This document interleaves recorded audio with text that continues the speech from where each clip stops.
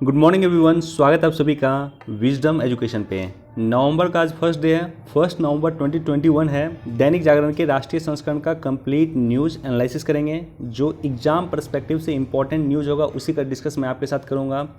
UPSC, state PCS या किसी भी वनडे एग्जाम के तीनों ही पर्सपेक्टिव, प्रीलिम्स, मेंस और इंटरव्यू, तीनों ही पर्सपेक्टिव से आज का न्यूज़ एनालिसिस इंपॉर्टेंट होने वाला है। डिस्कशन स्टार्ट करते हैं, लेकिन उससे पहले हमारे चैनल पर नए हैं तो सब्सक्राइब कर दें, अपने दोस्तों के साथ, कलीग के साथ शेयर कर दें। कोई क्वेश्चन पूछना चाहते हैं, कुछ सुझाव देना चाहते हैं, कमेंट सेक्शन में दे सकते हैं। वीडियो को लाइक कर दें। फर्स्ट पेज पे ये न्यूज़ इंपॉर्टेंट है। ये न्यूज़ इंपॉर्टेंट दो रीजन से है। एक रीज़न तो यह है कि G20 के सम्मेलन में इस बात को माना गया है कि तापमान वृद्धि जो है 1.5 डिग्री सेंटीग्रेड पे रोकेंगे। G20 के देश मिलकर रोकेंगे। G20 के देश में मैक्सिमम देश जो है वो विकसित देशों का समूह है।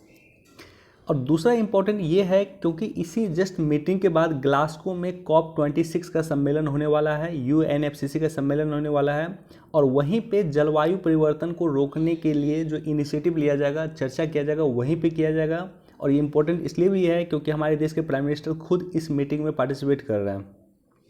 नॉर्मली जो COP की मीटिंग होती है उसमें पार्टिसिपेट करते हैं पर्यावरण मंत्री, लेकिन इस बार प्राइम मिनिस्टर मोदी खुद इसमें पार्टिसिपेट कर रहे हैं। तो इससे आप इसका रिलेवेंट समझ सकते हो, इसका इम्पोर्टेंस समझ सकते हो। अब देखो यहाँ पे जो है, यहाँ पे चर्चा है कि विकसित देश जो है $100 अरब का फंड जुटाने के लिए प्रतिबद्धता जाहिर की है। तो आखिर विकसित देश $100 अरब का मदद क्यों करेगा विकासशील देशों को, थोड़ा सा डिस्कस करूँगा इस बारे में डिटेल से। देखो, इसके लिए आपको जाना होगा पेरिस समझौता जो 2015 में हुआ था। पेरिस समझौता COP21 के तहत हुआ था। COP21 के तहत पेरिस समझौता हुआ था और COP26 के तहत अभी जो वर्तमान का ग्लासगो समिट हो रहा है वो हो रहा है। 2020 में कोई सम्मेलन हुआ नहीं था, इसलिए 21 में COP26 हो रहा है। प्रत्येक वर्ष पे इसकी सम्मेलन होती है। बेसिकली UNFCCC का ये सम्मेलन है। तो बेसिकली पेरिस समझौता जो हुआ था 2015 में हुआ था और इसको 2020 से इसे लागू करना था। 2020 से ये लागू क्यों नहीं हो पाया? क्योंकि 2020 में कोविड के कारण समिट हुआ ही नहीं। तो 2021 से ये लागू होने वाला है, इसलिए ये इम्पोर्टेंट है। 2021 में ग्लासगो में डिस्कशन होगा कि पेरिस समझौता जो 2015 में हमने बातचीत किया था, जो चर्चाएं की थी, जो समझौता किया था, उसे किस तरह से 2021 से लागू किया जा सके। अब देखो, इसमें जो चर्चा किया गया था, सबसे इम्पॉर्टेंट चर्चा ये था कि जो पूर्व औद्योगिक काल है, यानी औद्योगिक काल जहाँ से शुरुआत होता है 18वीं शताब्दी से 17वीं 18वीं शताब्दी के मध्य से कह सकते हो आप। तो जहाँ से औद्योगिक काल शुरू होता है वहाँ से लेकर के अभी तक जो टेम्परेचर है, जो ग्लोबल टेम्परेचर है, वो 2 डिग्री सेंटीग्रेड से हम अधिक नहीं बढ़ने देंगे। ये चर्चा किया गया था। और ये भी चर्चा किया गया था कि 2 डिग्री तो छोड़ो, हम कोशिश करेंगे कि 1.5 डिग्री सेंटीग्रेड ही क्रॉस ना करें। तो जो पूर्व औद्योगिक काल से वर्तमान तक का जो टेम्परेचर है वो टेम्परेचर 1.5 डिग्री सेंटीग्रेड से अधिक बढ़ने नहीं देंगे। इसकी प्रतिबद्धता जाहिर किया गया था पेरिस समझौता में। अब देखो, इसके लिए इम्पॉर्टेंट क्या था? इम्पॉर्टेंट ये है कि मान लेते हैं कि पैसा, धन, टेक्निक, ये इम्पॉर्टेंट है। अब इम्पॉर्टेंट ये भी है कि क्यों $100 अरब का फंड विकसित देशों को कहा गया कि आप विकासशील देशों को मदद कीजिए। अमेरिका जैसा विकसित देश, फ्रांस, यूरोपीय यूनियन जैसा विकसित देश, भारत जैसे विकासशील देशों की मदद करे, क्यों? इसका रीजन ये है कि औद्योगिक काल की शुरुआत होती है जो है 18वीं शताब्दी में, 1750 के आसपास मान लो। और औद्योगिक काल के समय से ही ये देश, यानी जो विकसित देश है, ये देश कार्बन इमिशन करना शुरू कर देता है। ये देश अपने यहाँ उद्योग लगाता है, अपने यहाँ इंडस्ट्रीज़ लगाता है, और इंडस्ट्रीज़ लगाने से क्या होता है कि कार्बन इमिशन शुरू कर देता है। तो ये देश सोचो, आज से लगभग 300 वर्ष पहले ही ये लोग कार्बन इमिशन करना शुरू करता है। भारत जैसा देश कार्बन इमिशन कब से शुरू करता है? भारत जैसा देश औद्योगिकरण की जो शुरुआत करती है वो 1950 से करता है। तो हमारे यहाँ औद्योगिकरण महज लगभग 70 वर्ष ही हुआ। और ये जो देश हैं, ये देश लगभग 300 वर्ष से औद्योगिकरण के क्षेत्र में काम कर रहे हैं, कार्बन इमिशन कर रहे हैं। तो सबसे बड़ी रिस्पॉन्सिबिलिटी ये विकसित देशों की है कि वो जो है अभी तक ऑलरेडी कार्बन इमिशन कर चुका है इतना। यानी आज जो ग्लोबल वार्मिंग विश्व में हो रहा है तो उसका सबसे बड़ा देन है ये विकसित देश, क्योंकि इन्होंने लगातार 300 वर्षों से, पिछले 300 वर्षों से ये देश कार्बन इमिशन कर रहे हैं। तो इसलिए विकासशील देशों का कहना है, भारत जैसे देशों का कहना है कि चूंकि आप कार्बन इमिशन लगभग 300 वर्षों से कर रहे हैं और हम तो अभी नए नए आज़ाद हुए हैं, हमें 50-60 वर्ष ही हुआ है कार्बन इमिशन का लेकर, तो इसलिए आप जैसे विकसित देश, हम जैसे विकासशील देशों की मदद कीजिए, क्योंकि आज जो टेम्परेचर बढ़ा है, वैश्विक टेम्परेचर, उसका सबसे बड़ा रीज़न आप लोग हैं, क्योंकि 300 वर्ष से लगातार कार्बन इमिशन आप कर रहे हैं। तो इसलिए $100 बिलियन जो है प्रति वर्ष, $100 बिलियन प्रति वर्ष, विकसित देशों ने यह सहमति जाहिर की थी कि वो विकासशील देशों को $100 बिलियन प्रति वर्ष देंगे 2020 से। और 2020 में चूंकि कोई सम्मेलन नहीं हुआ तो इसलिए 2021 से $100 बिलियन देंगे। इस बात की फिर चर्चा होगी ग्लासगो समिट COP26 में। इसके अलावा भी पेरिस समझौता में बहुत अन्य चीज़ें भी, कई अन्य सारी चीज़ें भी है, उसकी डिस्कस मैं नहीं करूँगा, सेपरेट वीडियो बना करके मैं पेरिस समझौता पे डिस्कस कर दूंगा डिटेल से। अब देखो, एक रिपोर्ट आया था IPCC की, पेरिस समझौता में जो है यह चर्चा किया गया कि आखिर धरती का टेम्परेचर 1.5 डिग्री सेंटीग्रेड बढ़ेगा तो क्या होगा, और धरती का टेम्परेचर अगर 2 डिग्री सेंटीग्रेड बढ़ गया तो क्या होगा। 1.5 डिग्री सेंटीग्रेड बढ़ने पर धरती का टेम्परेचर क्या हो सकता है और 2 डिग्री सेंटीग्रेड बढ़ने पर धरती का टेम्परेचर क्या हो सकता है, इसकी चर्चा किया गया था पेरिस समझौता में। और इसके लिए इन्होंने रिक्वेस्ट किया था IPCC से। IPCC एक संस्थान है, IPCC एक संस्थान है, ये रिक्वेस्ट किया गया था COP21 में, पेरिस समझौता में IPCC से कि आप एक काम कीजिए, आप आकलन कीजिए इस बात का कि अगर धरती का टेम्परेचर 1.5 डिग्री सेंटीग्रेड बढ़ गया तो विश्व को कितना नुकसान हो सकता है, और 2 डिग्री सेंटीग्रेड बढ़ गया तो विश्व को कितना नुकसान हो गया था। 2019 में ये रिपोर्ट सबसे पहले आई थी और अभी हाल फिलहाल में 2021 में भी इस पर रिपोर्ट आई है। 2019 में IPCC की रिपोर्ट में कहा गया था कि अगर धरती का टेम्परेचर 1.5 डिग्री सेंटीग्रेड भी बढ़ता है तो विश्व के कई सारे द्वीप डूब जाएंगे। मसलन इंडिया का अंडमान निकोबार द्वीप समूह का कई सारा पार्ट डूब जाएगा, लक्षद्वीप समूह डूब जाएगा, विश्व के कई सारे द्वीपीय कंट्री डूब जाएंगे अगर 1.5 डिग्री सेंटीग्रेड टेम्परेचर बढ़ता है। और 2 डिग्री बढ़ता है तो भूल ही जाओ आप, कितना टेम्परेचर विश्व का बढ़ेगा आप इसकी कल्पना तक नहीं कर सकते हैं। जितना अभी गर्मी लग रहा है उसका लगभग 20 गुना अधिक गर्मी के मौसम में गर्मी होगी। तो इन्होंने अपने रिपोर्ट में कहा था कि कार्बन इमिशन सबसे अधिक उत्पादन करता है चीन। वनडे एग्जाम में डायरेक्टली क्वेश्चन पूछा है कि चीन या कौन सा देश विश्व में सबसे अधिक कार्बन उत्पादन करता है, CO2 उत्पादन करता है, तो चीन पहले नंबर पे है। हालांकि अभी तक क्वेश्चन ये पूछे आपसे, 2 क्वेश्चन यहाँ पे पूछा जा सकता है वनडे एग्जाम में। एक तो कि कार्बन इमिशन वर्तमान में सबसे अधिक कौन सा देश करता है, तो चीन करता है। दूसरा नंबर पे USA है और तीसरा नंबर पे इंडिया है। लेकिन क्वेश्चन जब आपसे ये पूछ दे कि विश्व में अभी तक सबसे अधिक कार्बन इमिशन किस देश ने किया है, विश्व में अभी तक सबसे अधिक कार्बन इमिशन किस देश ने किया है, तो उसका आंसर USA होगा। तो अभी तक यानी औद्योगिक काल से लेकर के अभी तक सबसे अधिक उत्पादन किया है USA ने। तो इसलिए ऐसी कंडीशन में जब जलवायु परिवर्तन बढ़ रहा है वैश्विक देशों में, कई सारे देशों में आप देखोगे कि किस तरह से कोरोना वायरस आया। कोरोना वायरस के बारे में भी कहा जाता है कि कोरोना भी कहीं ना कहीं जलवायु परिवर्तन से संबंधित इशू है। उसके बाद यास तूफान भारत में आया, आप देखोगे इसी तरह से टॉक्टे तूफान आया। तो तूफान आने की प्रवणता बढ़ चुकी है, तूफान काफ़ी तेज़ी से अब आ रहा है। इसी तरह से बाढ़ देखोगे, मुंबई में बाढ़ आया, अभी उत्तराखंड में आप बाढ़ देखोगे, केरल में आप बाढ़ देखोगे। इसी तरह से जर्मनी जैसे देशों में भी बाढ़ आया था इस बार। उसके बाद कई सारे देशों में आग लग रही है, जंगलों में आग लग रही है। कैलिफोर्निया के जंगल में आग लगी है, ऑस्ट्रेलिया के जंगल में आग लगी है, ब्राज़ील के जंगलों में आग लगी है। ये सारा का सारा रीजन कहीं ना कहीं क्लाइमेट चेंज है, जलवायु परिवर्तन है। तो जलवायु परिवर्तन के लिए सबसे ज़्यादा दोषी कौन होगा? अमेरिका होगा, क्योंकि अभी तक सबसे अधिक कार्बन इमिशन अमेरिका ने किया। चक्रवात आने की दर जो है 80% की वृद्धि हुई है 2001 से लेकर के 19 तक। 2030-40 के दौरान 1.5 डिग्री सेंटीग्रेड तापमान बढ़ सकता है, ये IPCC रिपोर्ट 2021 में कहा गया। यानी हमारे पास धरती को बचाने के लिए महज 11 वर्ष हैं। 11 वर्ष में अगर हम धरती को नहीं बचा पाए तो धरती फिर समाप्त हो सकता है।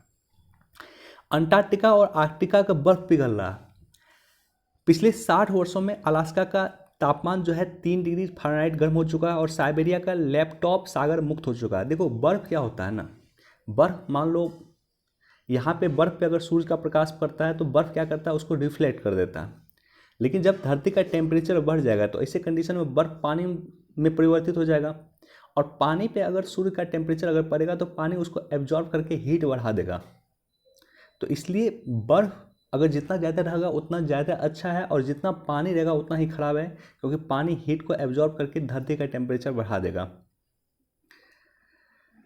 तो ये सब बेसिक जानकारी है जो मैं एक सेपरेट वीडियो बना करके फिर कभी डिस्कस कर दूंगा। पेरिस पे मुझे उससे भी वीडियो बनाना है, मैं वीडियो बनाऊंगा, उस पर मैं सेपरेट डिस्कस कर दूंगा इस चीज़ों पे। लेकिन आपकी बेसिकली नज़र होनी चाहिए G20 सम्मेलन में क्या क्या किया गया है, उस पर भी हम चर्चा करेंगे, और आपकी नज़र G20 के अलावा COP26 पे भी होनी चाहिए। अब देखो यहाँ पे नेट जीरो उत्सर्जन पे समय सीमा नहीं हुई तय। तो सबसे पहले तो आप ये समझो कि नेट जीरो क्या होता है। नेट जीरो का कभी यह मतलब नहीं होता कि हम कार्बन इमिशन करना बंद कर देंगे, बिल्कुल पॉसिबल नहीं है। हम सांस अगर छोड़ते हैं तो उसमें भी हम कार्बन उत्सर्जन करते हैं। तो नेट जीरो का मतलब ये नहीं होता कि कार्बन उत्सर्जन बंद कर देंगे। नेट जीरो का सिंपल मतलब ये होता है कि जितना हम कार्बन इमिशन करते हैं, जितना मान लो कार्बन डाइऑक्साइड का इमिशन करते हैं, तो हम ऐसी व्यवस्था क्रिएट करें कि उतना कार्बन डाइऑक्साइड का इमिशन एब्जॉर्ब किया जा सके। जैसे मान लेते हैं कि आज हम 1 टन कार्बन डाइऑक्साइड का इमिशन करते हैं, तो हम ऐसी व्यवस्था क्रिएट करें कि 1 टन कार्बन डाइऑक्साइड का जो है एब्जॉर्ब किया जा सके, उसको सोख लिया जा सके। तो उसी को नेट जीरो कहा गया। विश्व के कई सारे देश नेट जीरो को लेकर के काम कर रहे हैं।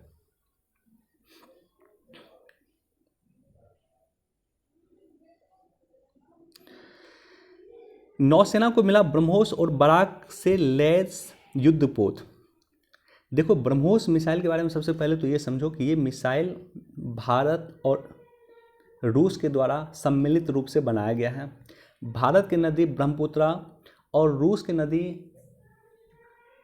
रूस का एग्जैक्ट नदी का नाम मैं भूल रहा हूँ, लेकिन 2 देशों की नदी पे है, भारत की ब्रह्मपुत्रा नदी पे और रूस की कोई नदी है, उस नदी के नाम पे इस मिसाइल का नाम ब्रह्मोस रखा गया है। दूसरा है बराक मिसाइल। बराक मिसाइल का जो निर्माण कर रहा है भारत और इजराइल मिलकर कर रहा है। तो नौसेना को एक ऐसा युद्ध लेस पोत मिल चुका है जिसका नाम है विशाखापत्तनम, INS विशाखापत्तनम, जिस पे बराक मिसाइल भी हो सकता है और जिस पे ब्रह्मोस मिसाइल भी होगा। देखो, ये एक प्रोजेक्ट चल रही नौसेना की, जिस प्रोजेक्ट का नाम है प्रोजेक्ट 15B।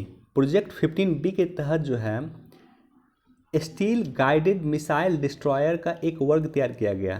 तो एक प्रकार के ये डिस्ट्रॉयर है जो मिसाइल वगैरह को डिस्ट्रॉय करेगा या किसी भी चीज़ को डिस्ट्रॉय करेगा, एक डिस्ट्रॉयर है। तो प्रोजेक्ट 15B के तहत स्टील गाइडेड मिसाइल डिस्ट्रॉयर वर्ग तैयार किया गया है। इसे विशाखापत्तनम क्लास यानी विशाखापत्तनम वर्ग भी कहते हैं। इसमें बेसिकली 4 जहाज़ शामिल हैं। पहला जहाज़ है INS विशाखापत्तनम, दूसरा जहाज़ है INS मोर्मुगाओ, तीसरा है INS इम्फाल और चौथा है INS पोरबंदर। तो 4 बेसिकली सिटी के नाम पे हैं, INS Visakhapatnam, INS Mormugao, INS Imphal और INS पोरबंदर। ये 4 इसके तहत जहाज़ का निर्माण किया जाएगा, और इसका निर्माण किया जा रहा है मुंबई में मजडॉक डॉक लिमिटेड के द्वारा। मजडॉक डॉक लिमिटेड के द्वारा इसका निर्माण किया जा रहा है। अब इसी के तहत अगर आप देखोगे तो INS विशाखापत्तनम को भारतीय नौसेना को सौंप दिया गया। तो बस प्रोजेक्ट याद रखना, प्रोजेक्ट 15B के तहत इसका निर्माण किया जा रहा है। 4 डिस्ट्रॉयर का निर्माण बेसिकली किया जा रहा है। इसको एक बार देख लें आप लोग।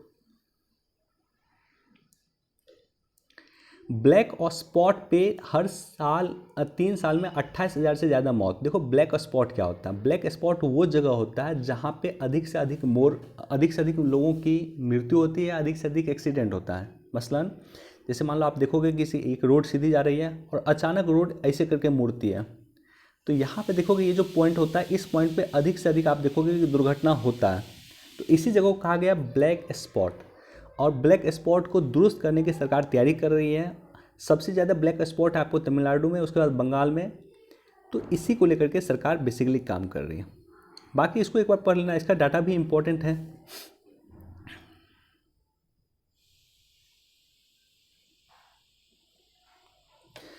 देश की एकता और अखंडता को कोई तोड़ नहीं सकता। यहाँ पे बस एक न्यूज़ मुझे आपके साथ थोड़ा सा डिस्कस करना पॉइंट, और यह है कि सहकारिता क्षेत्र बन सकता है भारत को 5 लाख करोड़ डॉलर की अर्थव्यवस्था। 5 ट्रिलियन डॉलर इकॉनमी भारत को बनना है 2024 तक। अभी भारत की इकॉनमी कितनी है? लगभग 3 ट्रिलियन डॉलर, 2.93 ट्रिलियन डॉलर अभी वर्तमान में भारत की इकॉनमी है। हमें 5 ट्रिलियन डॉलर इकॉनमी बननी है, और इसमें सबसे महत्वपूर्ण भूमिका हो सकता है सहकारिता क्षेत्र। सहकारिता क्षेत्र की महत्वपूर्ण भूमिका इस रूप से आप समझ सकते हो, इसका इम्पोर्टेंस इस रूप से है कि इसके लिए एक सेपरेट मंत्रालय का गठन किया गया है, और हमारे देश के गृह मंत्री अमित शाह जी देश के पहले सहकारिता मंत्री हैं। और सहकारिता के माध्यम से ही हम आत्मनिर्भरता की ओर बढ़ सकते हैं। कृषि सेक्टर हमारा आत्मनिर्भर हो सकता है, पशुपालन सेक्टर हमारा आत्मनिर्भर हो सकता है, और साथ ही साथ भारत 5 ट्रिलियन डॉलर की इकॉनमी बन सकती है 2024 तक।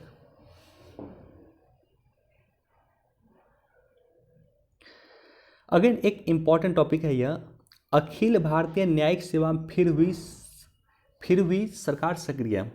तो लगातार कई वर्षों से मांग उठती है कि सरकार अखिल भारतीय न्यायिक सेवा का गठन करे। अगर आप देखोगे कि भारत के संविधान के आर्टिकल 312 में अखिल भारतीय सेवा के गठन का प्रावधान है, 312 में। और अखिल भारतीय सेवा के अंतर्गत वर्तमान में 3 सेवा आती हैं। जब इनिशिएट हुआ था, आज़ाद हुआ था, उसके बाद अखिल भारतीय सेवा में सिर्फ 2 सेवा थे। एक तो आईएएस थे, एक आईपीएस था, इंडियन पुलिस सर्विस और इंडियन एडमिनिस्ट्रेटिव सर्विस। आईएएस और आईपीएस सिर्फ अखिल भारतीय सेवा में सिर्फ 2 पोस्ट थे। 1966 में, अगर मुझे वर्ष एग्जैक्ट शायद आई थिंक 1966 ही है, आप लोग चेक कर लेना। 1966 में तीसरा एक अखिल भारतीय सेवा को जोड़ा गया था, और था आईएफएस, इंडियन फॉरेस्ट सर्विस। तो अभी 3 अखिल भारतीय सेवा हैं, आईएएस, आईपीएस और आईएफएस। बाकी देश में कई अखिल भारतीय सेवा की मांग होती है लगातार, जैसे कि इंडियन एजुकेशन सर्विस की भी मांग होती है कि आईईएस, इंडियन एजुकेशन सर्विस होना चाहिए। साथ ही साथ इंडियन एग्रीकल्चर सर्विस होना चाहिए, भारतीय एग्रीकल्चर सर्विस होना चाहिए। एमएसएमई को लेकर के भी मांग होती है कि इस पर भी एक अलग से सर्विस होना चाहिए।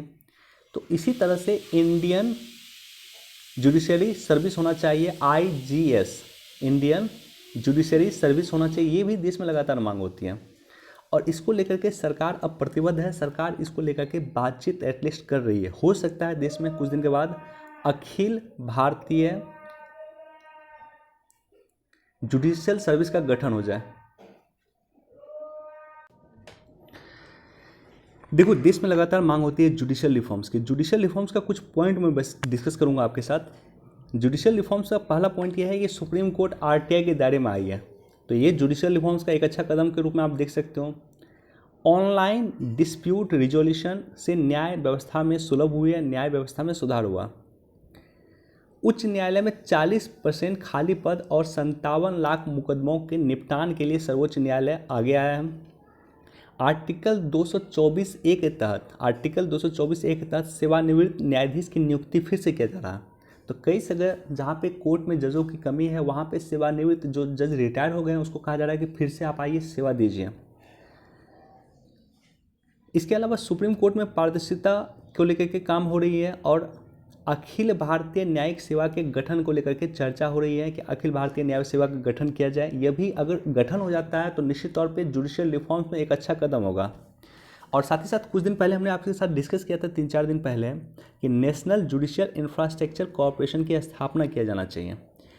कई ऐसे जगह हैं जहाँ पे टॉयलेट नहीं है, जेंट्स टॉयलेट नहीं है, कई ऐसे जगह है जहाँ महिला टॉयलेट नहीं है, कई ऐसे जगह हैं जहाँ पे कोर्ट रूम लोगों के लिए नहीं है, जजों के लिए कोर्ट रूम नहीं है, ड्रिंकिंग वाटर का व्यवस्था नहीं, पीने का पानी का व्यवस्था नहीं है।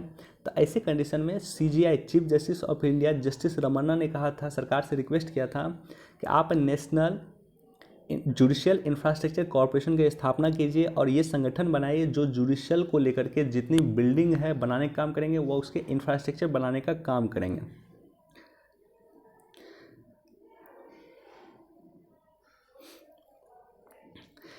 विक्रांत युद्धपोत निर्माण में आत्मनिर्भर का प्रमाण, सोनोवाल। केंद्रीय जहाज रानी राज्य मंत्री सोनोवाल का कहना है कि आईएनएस विक्रांत आत्मनिर्भर का प्रमाण। देखो, आईएनएस विक्रांत जो है ये भारत में निर्माण होने वाला विमान वाहक युद्धपोत होगा और मेक इन इंडिया के तहत निर्माण होने वाला पहला विमान वाहक युद्धपोत होगा। काफ़ी बड़ा होता है ये एक्चुअली। वहाँ से क्या होता है कि डायरेक्ट कोई फ्लाइट अगर लैंड करना है तो इतना बड़ा होता है इस तरह का जो विक्रांत होगा कि डायरेक्टली फ़्लाइट उस पर लैंड करे, या वहाँ से डायरेक्टली कोई फ्लाइट उड़ना चाहता तो वो उड़ सके। तो कई सारे देश में, हमारे देश में जो कई सारे फ्लाइट वगैरह है वो उसी से डायरेक्टली उड़ सके, इसलिए ये बनाया जा रहा है INS विक्रांत बनाया जा रहा है, और देश का पहला मेक इन इंडिया इस तरह का होगा। तो देखते हैं ये कब तक बनता है। हालांकि इसकी ऑफिशियल डेट जहां तक मुझे याद है कि 2022 में इसको जो है शामिल किया जाएगा, भारत के नौसेना में 2022 में इसको शामिल किया जाएगा। बाकी इसको एक बार आप लोग पढ़ लेना।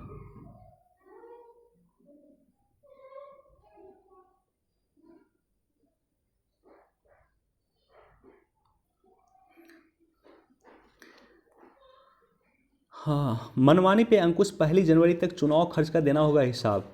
तो बिहार में इलेक्शन चल रहे हैं और लाखों रुपए छोड़ो करोड़ों रुपए खर्च हो रहा है। मैंने सुना है कि कई सारे किसी कैंडिडेट हैं जो मुखिया बनने के लिए करोड़ों रुपए खर्च कर रहे हैं। तो ऐसे कंडीशन में अब चुनाव आयोग सख्त हुई है, और ये जो चुनाव आयोग है ये केंद्रीय चुनाव आयोग नहीं है, ये बिहार राज्य चुनाव आयोग है, बिहार स्टेट इलेक्शन कमीशन है। इसका केंद्रीय चुनाव आयोग, सेंट्रल इलेक्शन कमीशन से इसका कोई सरोकार नहीं है। इसकी स्थापना राज्य सरकार के आर्टिकल 243I के तहत जो है इसका स्थापना किया गया। तो इसका स्थापना राज्य सरकार के द्वारा किया गया है, आर्टिकल 243I के द्वारा किया गया है। तो ये बेसिकली अब जो मुखिया जितना मान लो पैसा खर्च किया, जितना प्रत्याशी जो पैसा खर्च किया, उसका हिसाब अब राज्य चुनाव आयोग को भी देना होगा। तो निश्चित तौर पर एक अच्छा कदम है।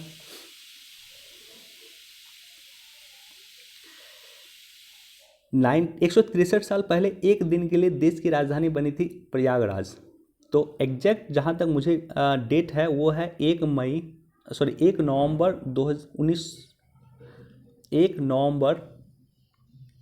1858। 1 नवंबर 1858 को इलाहाबाद के प्रयाग सभा में लॉर्ड कैनिंग ने महारानी एलिजाबेथ की जो घोषणा उसको पढ़ के सुनाया था, और जिसमें उन्होंने कहा था, आई थिंक महारानी विक्टोरिया थी या एलिजाबेथ थी, मुझे एग्जैक्ट नाम याद नहीं है, लेकिन ब्रिटेन की महारानी का घोषणा पत्र उन्होंने सुनाया था। और 1 नवंबर 1858 को घोषणा किया गया था कि कंपनी को समाप्त कर दिया जाए। अब जो है भारत की जनता जो होगी वो ब्रिटिश क्राउन के अंदर रहेगी, यानी ब्रिटिश प्रजा के तरह रहेगी। तो इसकी घोषणा किया गया था 1 नवंबर 1858 को, और इसी दिन एक दिन के लिए संगम नगरी यानी इलाहाबाद भारत की राजधानी थी।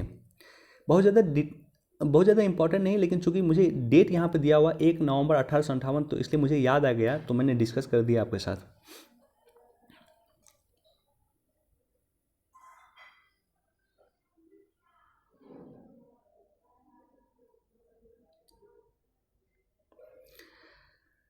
जोखिम वाले जिलों में रहते हैं 80% से अधिक भारतीय। तो एक रिपोर्ट है बेसिकली, इस रिपोर्ट का नाम है जलवायु सुविधता सूचकांक। गैर लाभकारी नीति अनुसंधान संस्थान ऊर्जा पर्यावरण और जल परिषद CEEW द्वारा एक रिपोर्ट जारी किया गया। इस रिपोर्ट का नाम है mapping India's climate vulnerability a district level assessment. Report जारी किया गया था। डिस्ट्रिक्ट लेवल जो है यानी जिला आधार पे क्लाइमेट को लेकर के क्या सुविधा है, क्या उसकी वल्नरेबिलिटी है, इसको चेक किया गया था इस रिपोर्ट के माध्यम से। और प्रत्येक जिला का मूल्यांकन किया गया था, किस जिला में कितना लेवल पे उस जिला का क्लाइमेट कितना सुविध है, यानी उस जिला में कितना जो है जलवायु परिवर्तन से वो जिला सुविध है, या कितना वहाँ पे जलवायु परिवर्तन से नुकसान हो रहा है। तो इस आधार पे ये रिपोर्ट को जारी किया गया था। एक प्रकार का पहला जलवायु सुविधता सूचकांक है। यह भारत के 640 जिलों का विश्लेषण किया, और विश्लेषण में निष्कर्ष पाया है कि 640 में 463 जिला जो अत्यंत बाढ़, सूखे और चक्रवात प्रभावित हैं। तो 640 जिला में 463 जिला ऐसा है जो हमारे देश का जो जहाँ पे बाढ़ अधिक आती है, जहाँ पे सूखा अधिक आती है, और जहाँ पे चक्रवात अधिक आती है। देश में प्रति 20 में से 17 लोग जलवायु जोखिम के प्रति संवेदनशील है, और हर 5 भारतीय ऐसे हर 5 भारतीय ऐसे क्षेत्रों में रहते हैं जो बेहद संवेदनशील हैं।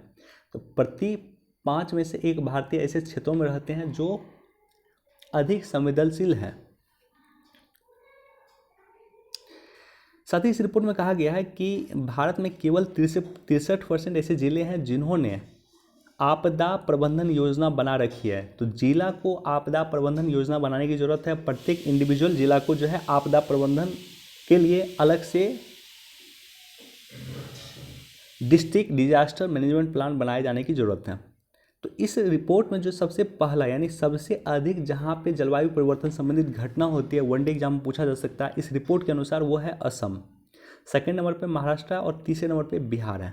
तो सबसे अधिक जलवायु संबंधित चरम घटना जो होती है वो होती है असम में, उसके बाद महाराष्ट्र है, फिर बिहार है।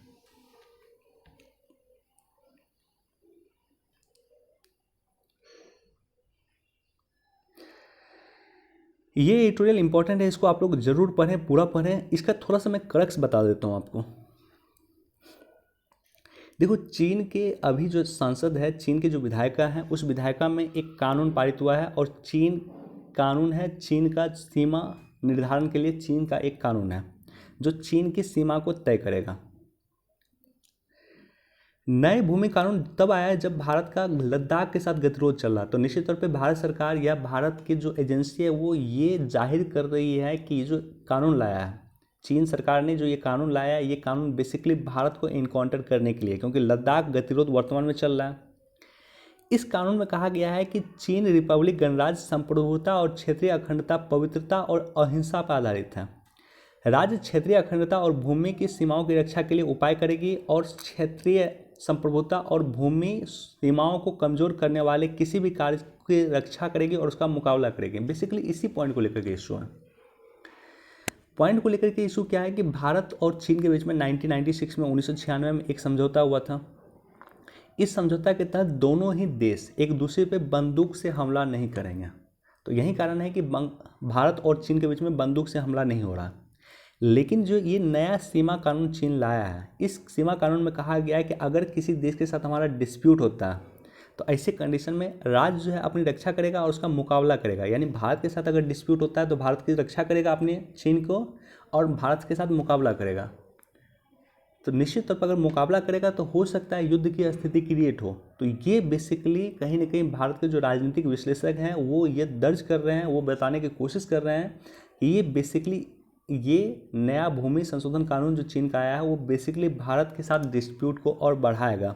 और हो सकता है कि भविष्य में जो चीन की पहली पॉलिसी थी कि भारत के साथ जो युद्ध में गोली नहीं चलाएगा, उस पॉलिसी को चीन चेंज कर दें।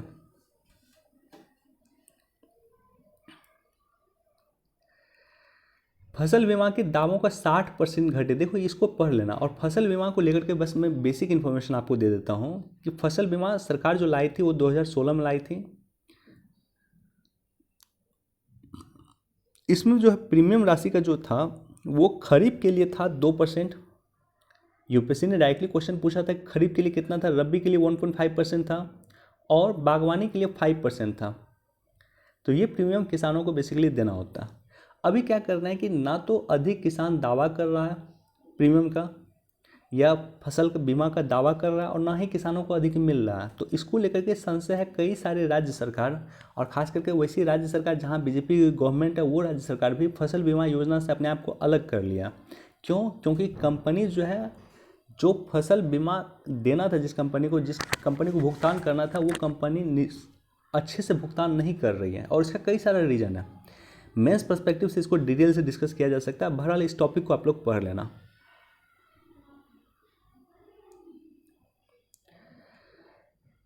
ग्लोबल वार्मिंग पे सबसे अच्छी और अंतिम उम्मीद है ग्लासगो। निश्चित तौर पे मैं भी उम्मीद कर रहा हूँ ग्लोबल वार्मिंग को लेकर के कुछ कदम उठाए।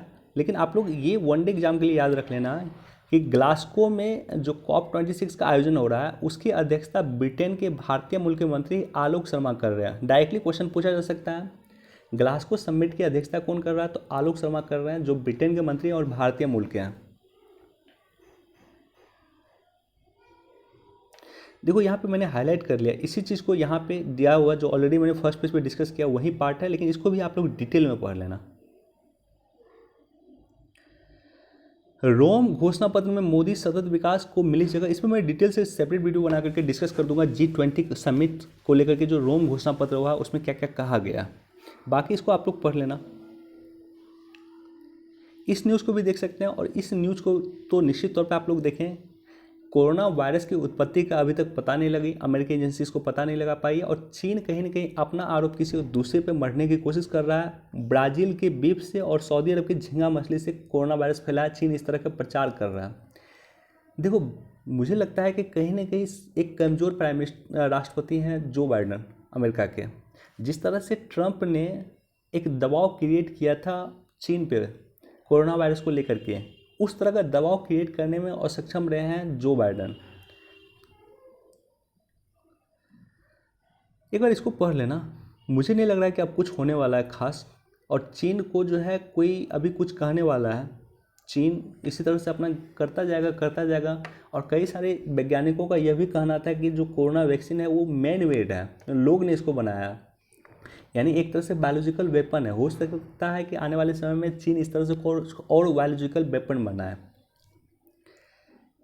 तालिबान की खुलेआम धमकी है, मान्यता नहीं मिली तो दुनिया भुगतेगी परिणाम। और देखा हमने कि 2001 में जो है आतंकवादी हमला हुआ था अमेरिका में, वर्ल्ड ट्रेड सेंटर पे जो आतंकवादी हमला हुआ था, वो कहीं ना कहीं उसमें तालिबान की भी कहीं ना कहीं सहयोग था। ऐसा नहीं है कि जो है ओसामा बिन लादेन को तालिबान नहीं रिकॉग्नाइज करता था, पहचानता नहीं था।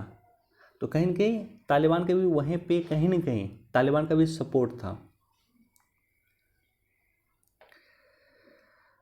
ओके, इतना ही न्यूज़ था हमारे पास। वीडियो देखने के लिए धन्यवाद। Thank you so much. Please do like, share and subscribe.